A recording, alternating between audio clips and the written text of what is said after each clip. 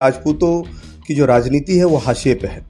इसका सिर्फ और सिर्फ मैं जो देखता हूँ इसका सिर्फ और सिर्फ कारण ये है कि पहले जब लोग लड़ाइयाँ लड़ते थे तो लड़ाई जब पहले सत्ता की जो लड़ाई थी वो खून खून की लड़ाई होती थी, लोग तलवारों से लड़ते थे और तब जाके उनको सत्ता हासिल होती थी। लेकिन आज का दौर बदल गया।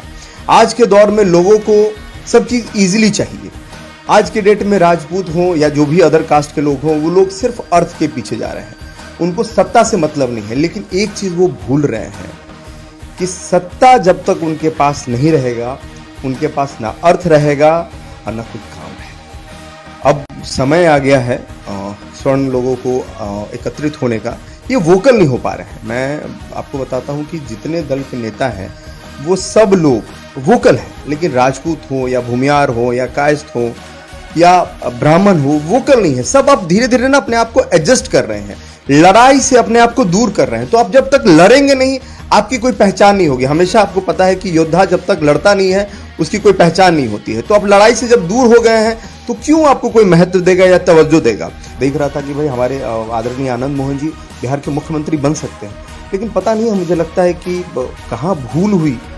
मुझे नहीं लगता कि उनसे भूल हुई होगी।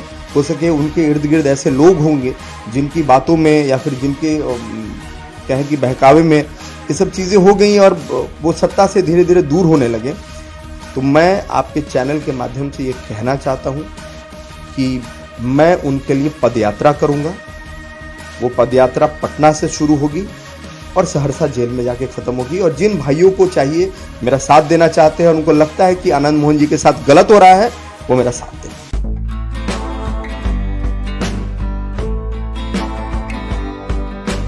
नमस्कार, मेरा नाम अनूप नारायण सिंह है और आप बिहारी खबर के डिजिटल प्लेटफॉर्म को देख रहे हैं। हमारे साथ जो खास मेहमान हैं, इनका नाम जय सिंह राठौर है। बिहार के राजपूत राजनीति में कुछ चेहरे हैं जिनमें ढेर सारी संभावनाएं हैं। उसमें एक चेहरा है जय सिंह राठौर का। लगातार समाज के संगठन के लिए काम करते हैं और जो समाज के लिए उत्थान के लिए कार्य हो सकता है, गरीब कन्याओं का विवाह हो या समाज के ऐसे होनहार छात्रों के पढ़ने के लिए छात्रवृत्ति की व्यवस्था, उसमें आगे रहते हैं।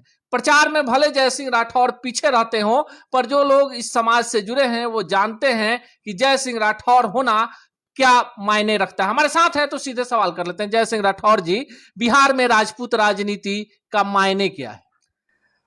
पहले तो अनूप नारायण जी, आपका बहुत बहुत स्वागत है हमारे छोटी सी कुटिया में। क्योंकि अब राजपूतों के पास महल तो रहा नहीं, छोटी छोटी कुटिया ही रह गई है।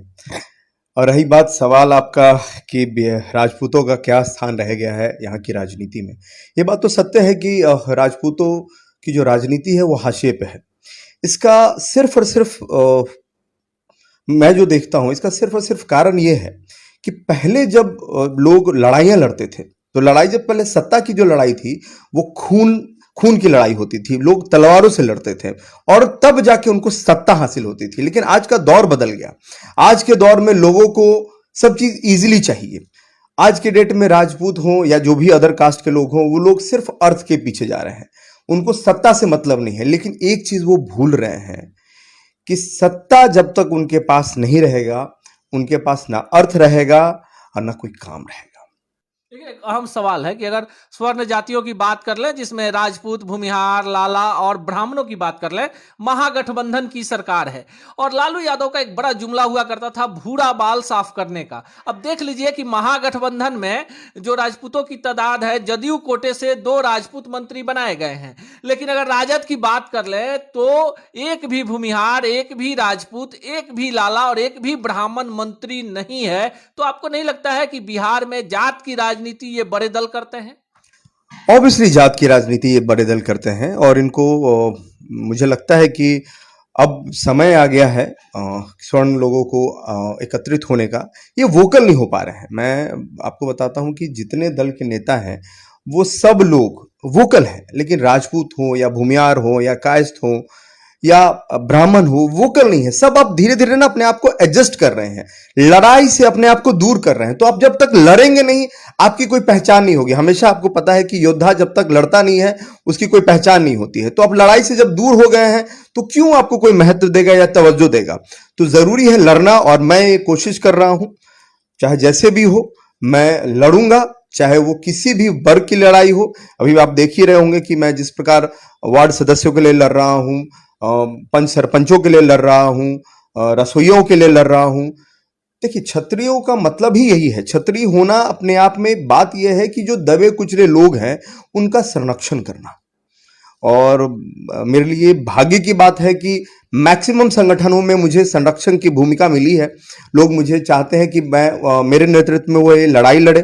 मैं इतनी ही उम्र में मैंने बहुत सारी चीजें सीखी हैं, किया है। और मेरे राजपूतों में तो मेरे कई सारे आदर्श रहे हैं। जैसे बिहार की राजनीति की बात करें तो हमारे आनंद मोहन जी हमारे आदर्श रहे हैं। और आप बात करें पूरे हिंदुस्तान की राजनीति में तो आदरणीय हमारे चंद्रशेखर जी आदर्श रहे हैं, बीपी सिंह जी हमारे आदर्श रहे हैं। तो आदर्श तो हैं, कई सारे लोग हैं, लेकिन सबसे बड़ी बात है अपने आप को प्रूफ करना। जब तक आप अपने आप को प्रूफ नहीं करेंगे, कोई आपको सीरियसली नहीं लेने जा रहा है। चलिए, आपने आनंद मोहन जी की चर्चा कर दी है। 15 दिनों के पैरोल पर बेटी के विवाह कार्यक्रम को लेकर बाहर हैं, अभी एंगेजमेंट हुआ है। अब सीधे सवाल पर आ जाते हैं कि जिनसे आपने लड़ाई लड़ी, बेटा उसी राजद से विधायक है, जिन पर सीधे पूरा राजपूत समुदाय को लगता है कि आनंद मोहन की रिहाई में नीतीश कुमार सबसे बड़ा रोड़ा है, वो उनके यहाँ कार्यक्रम में जाते हैं। आपको लगता है कि सब कुछ अब फील गुड की स्थिति में है, आनंद मोहन जी के प्रति सरकार की सहानुभूति है और आनंद मोहन जी को अब जेल से बाहर आ जाना चाहिए? देखिए, मैं आपको बताऊं, जो 90 का जो दशक था, वो दौर था, तो उनकी जो पार्टी थी बीपीपा, जब और समता पार्टी लड़ी थी तो इनको ज्यादा सीट आया था। और बिहार, पूरा बिहार इनको मुख्यमंत्री की तरह देख रहा था कि भाई हमारे आदरणीय आनंद मोहन जी बिहार के मुख्यमंत्री बन सकते हैं। लेकिन पता नहीं है, मुझे लगता है कि कहाँ भूल हुई। मुझे नहीं लगता कि उनसे भूल हुई होगी। हो सके उनके इर्द गिर्द ऐसे लोग होंगे जिनकी बातों में या फिर जिनके कहें कि बहकावे में ये सब चीजें हो गई और वो सत्ता से धीरे धीरे दूर होने लगे। लेकिन मुझे अब लगता है कि जिस प्रकार अभी सत्ता में हमारे माननीय विधायक चेतन आनंद जी हैं, जो उनके पुत्र हैं, और अभी वो पेरोल पे बाहर आए हैं, नीतीश जी को चाहिए कि अब तो इनकी सजा भी पूरी हो गई। और जिस प्रकार इनको पेरोल पे जो निकाला गया है, अगर वाकई में ऐसे ही रिहा कर दिया जाता, जब सजा ही पूरी हो गई तो क्यों जेल में है? मुझे तो यही बात आज तक समझ में नहीं आ रही है कि जब सजा पूरी हो गई तो जेल में क्यों है? और आप हर चीज, और जेल में है तो उसको क्लैरिफिकेशन आम जनता को दीजिए, क्योंकि आम जनता को पता नहीं कि अब तक जेल में क्यों है। जब, अरे भाई, हर आदमी जानता है कि भाई जिनकी सजा खत्म हो जाती है उसको जेल से रिहा कर दिया जाता है। हम तो आम लोग हैं, हमको इतना कानून व्यवस्था पता नहीं है। और मेरे जैसे कई आपके दर्शक होंगे जो आम लोग होंगे, उनको इतना समझ में नहीं आता होगा कानूनी दावपेच क्या होता है, क्या नहीं होता है। तो उनको पता है और उनको ये जवाब चाहिए भी कि अब पेरोल पे क्यों, अब पेरोल पे क्यों, ऐसी क्या दिक्कतें हैं, उसको प्लीज सरकार स्पष्ट करे कि अब क्या दिक्कत है, अब क्यों नहीं उनको बाहर निकाल रहे हैं। और अगर नहीं निकाल रहे हैं तो मैं आपके चैनल के माध्यम से ये कहना चाहता हूं कि मैं उनके लिए पदयात्रा करूंगा। वो पदयात्रा पटना से शुरू होगी और सहरसा जेल में जाके खत्म होगी। और जिन भाइयों को चाहिए, मेरा साथ देना चाहते हैं और उनको लगता है कि आनंद मोहन जी के साथ गलत हो रहा है, वो मेरा साथ दें। देखिए, बड़ी बात है, जय सिंह राठौर बिना लाग लपेट के बोलते हैं और इनका मानना है कि आनंद मोहन के मामले में सरकार को अब अपनी नीति नियत दोनों को स्पष्ट कर देना चाहिए। एक अहम सवाल है जिस पर किसी का ध्यान नहीं है, और ध्यान इस कारण से नहीं है कि ये देश के 10% ऐसे लोगों के आरक्षण की बात है जिनको स्वर्ण इसलिए मान लिया जाता है कि उन्होंने क्षत्रिय, भूमिहार, ब्राह्मण और कायस्थ वर्ग में जन्म ले लिया है। अगर सरकार ने उन्हें 10% आरक्षण दे दिया, इस पर एक पिटीशन डाल दिया जाता है, फिर उच्चतम न्यायालय कहता है कि नहीं, आर्थिक आधार पर 10% आरक्षण सही है। लेकिन इस मामले को लेकर कोई भी स्वर्ण नेता बोलने को तैयार नहीं है। आप उच्चतम न्यायालय ने जो आदेश बहाल रखा है उस पर कितने खुश हैं? देखिए, मैं तो डेफिनेटली मैं खुश हूं। और मैं आपको बताऊं कि देखिए, पता नहीं सरकार की क्या नीति है, लेकिन गरीबी जो है वो जाति देख के नहीं आती है। मुझे नहीं लगता है कि जो गरीबी है वो जाति देख के आती है। कोई भी व्यक्ति किसी भी जात का है या किसी भी धर्म का है, वो गरीब हो सकता है। ये सरकार को देखना चाहिए। देखिए, विकास तो तभी होगा जब सब इक्वल हो जाएंगे, और इक्वल तब होंगे जब आपके यहाँ से ये जो जाति वाति की जो व्यवस्था है वो खत्म हो जाएगी, तभी लोग इक्वल होंगे। ठीक है, अभी इनको जो स्वर्ण समाज को मिला है आरक्षण, 10% आरक्षण मिला है, लेकिन मेरे हिसाब से इनको राजनीतिक आरक्षण भी 10% मिलना चाहिए। और मैं कहता हूं कि भाई जो स्वर्णों की हक की बात कहते हैं, स्वर्णों की बात करते हैं, चाहे वो बीजेपी हो या राजद हो या जेडीयू हो, मैं कहता हूं कि इनके लिए अगर इतनी हक और अधिकार की आप बात करते हैं तो इनके लिए एक आयोग का भी गठन होना चाहिए, स्वर्ण आयोग का भी गठन होना चाहिए। उनको भी दिक्कतें होती हैं, उनको भी परेशानियां होती हैं, वो अपनी परेशानी लेके किसके पास जाए? स्वर्ण होना क्या इतनी बड़ी, मतलब सबसे ज्यादा कुंठित चीज है? स्वर्ण होना सबसे ज्यादा खराब चीज है आज के डेट में। आप अगर किसी एक ऐसी जाति में पैदा ले लिए जो कहती है कि मैं स्वर्ण हूं, मुझे तो लगता है कि भाई इस जाति में पैदा ले लिए हैं तो हमारा तो कुछ कुछ है ही नहीं। ना आप ढंग से कहीं नौकरी कर सकते हैं, ना राजनीति कर सकते हैं, आप कर क्या सकते हैं? और आपको कहा जाता है कि भाई आप स्वर्ण हैं, आप गोल्ड हैं। काहे का गोल्ड हैं भाई? आप रोल गोल्ड हैं आज के समय में। जी। आखिरी सवाल जय सिंह राठौर, जो जितने सवाल हैं स्वर्ण राजनीति को लेकर है, बिहार में जातीय जनगणना को लेकर है, और जैसा कि आप बता रहे हैं कि बिहार में कई ऐसे तबके हैं जिनको आपने संगठित किया है, जिसमें पंच हैं, सरपंच हैं, रसोइये हैं, और वो तमाम लोग जिनको सरकार ने दैनिक मजदूरी से भी कम वेतन पर रखा है और केवल नाम का पद दे दिया है। और फिर नीतीश कुमार कहते हैं कि 20 लाख लोगों को रोजगार देंगे। आखिरी सवाल है, युवा है, ईमानदारी से बोलिएगा, बिहार में रोजगार की राजनीति हो रही है या सरकार की दृढ़ इच्छा शक्ति है युवाओं को रोजगार देने की? देखिए, मेरा एक स्लोगन है कि बिहार में तभी बहार है जब हर युवाओं के पास रोजगार है। बिहार में तभी बहार है जब हर युवाओं के पास रोजगार है। ठीक है, माननीय मुख्यमंत्री जी ने कहा है कि वो 20 लाख युवाओं को नौकरी दे देंगे। दे दें तो अच्छी बात है, दे दे तो अच्छी बात है, और मैं इस फैसले का स्वागत भी करता हूं। और मेरे तरह से मेरे मेरे जितने फॉलोअर्स हैं और मेरे जैसे तमाम युवा हैं वो उनका सपोर्ट भी करेंगे कि हाँ ठीक है, आपने एक तबके को, एक वर्ग को आपने आगे बढ़ाया। हमारे पूरे देश में आप जानते हैं कि 70% नौजवान हैं, और नौजवान लोग आज किस स्थिति में, किस दयनीय स्थिति में चल रहे हैं, ये आपसे बेहतर तो कोई नहीं जान सकता है। तो मुझे लगता है कि सरकार को एक निहायत ही ठोस कदम उठाना चाहिए। ठीक है, आप अगर सरकारी, देखिए, बातें ऐसी कीजिए जिसको आप पूरा कर सके। आप नौकरी, आप कह रहे हैं कि 20 लाख नौकरी दे देंगे, तो क्या वो सीमा क्या होगी?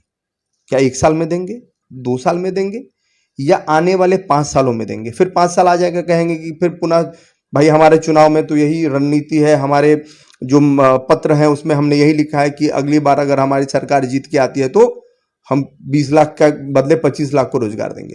तो हर बार ये तो जो है ना, ये रिपीट होते जाता है। तो अगर आप अपनी पहले तो रणनीति बनाइए कि आपको कैसे देना है रोजगार। रोजगार का मतलब ये नहीं कि आप उसको नौकरी दे रहे हैं। आप बैंकों से ऐसी व्यवस्था बनाइए जो लोग स्वरोजगार कर सके, बैंक उनको लोन दे सके। आज के डेट में आपको तो पता है कि आप 1000 करोड़ रुपया लोन लेने जाएं तो आपको उतना पेपर की आवश्यकता नहीं पड़ेगी, लेकिन 1 लाख रुपया लोन लेने जाएंगे तो आपको कितने पेपर ये बैंक वाले मांगेंगे, ये तो सब जानते हैं। तो इस तरीके की व्यवस्था होनी चाहिए, सरकार ऋण मुहैया कराए लोगों को, और ये भी सुनिश्चित करे कि उसको कैसे अपना वसूल करें, क्योंकि उनका भी राजस्व कर है। तभी रोजगार यहाँ पे संभव है, तभी हर लोग जो है ना प्रॉपर सेटल डाउन होंगे, तभी बिहार बढ़ेगा, तभी भारत बढ़ेगा। ऐसे तो खाली कह देना है कि हम 20 लाख लोगों को रोजगार दे देंगे, 25 लाख लोगों को रोजगार दे देंगे, लेकिन वाकई में आप कितने को रोजगार दे रहे हैं ये पटल पे दिखना चाहिए। यह है जय सिंह राठौर। इनका मानना है कि जनहित के मुद्दों पर सरकार को अपनी इच्छा शक्ति जाहिर करनी चाहिए। बिहार जैसे प्रांत में जात पात और राजनीति का जो ये गणित है, ये राजनीतिज्ञ ही फैलाते हैं। आनंद मोहन जी को लेकर इनका कहना है कि जिस तरह के पहल अभी मौजूदा सरकार में हुई है, तुरंत उन्हें रिहा कर देना चाहिए। अगर इस बार सरकार की मंशा साफ नहीं होती है तो ये पटना से लेकर सहरसा तक पदयात्रा करेंगे और आनंद मोहन जी की रिहाई सुनिश्चित करने तक जन आंदोलन के भागीदार बनेंगे। साथ ही साथ बिहार में स्वर्ण राजनीति को लेकर इनका कहना है कि युवाओं को रोजगार देकर ही सभी वर्गों को समानता का अधिकार दिया जा सकता है। मिलेंगे इसी चैनल पर ऐसे ही तल्ख सवालों के साथ किसी अन्य युवा जननेता से। तब तक के लिए दीजिए विदा। नमस्कार।